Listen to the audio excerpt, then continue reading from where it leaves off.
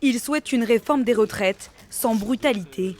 Mais en même temps, Édouard Philippe se dit déterminé à aller jusqu'au bout.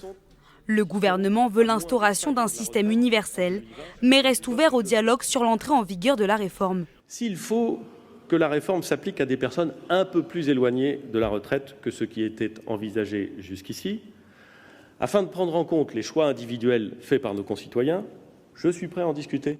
Il y a encore quelques jours, Édouard Philippe présentait la clause du grand-père comme un recours possible pour n'appliquer la réforme qu'aux nouveaux entrants.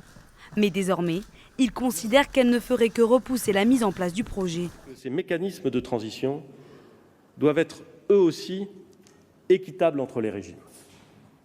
On ne peut pas répondre à des demandes catégorielles en pénalisant les autres. Le chef du gouvernement espère poursuivre le dialogue social jusqu'au 9 ou 10 décembre. Le haut-commissaire aux retraites, Jean-Paul Delevoye, formulera ensuite ses conclusions que le Premier ministre présentera aux Français avant Noël.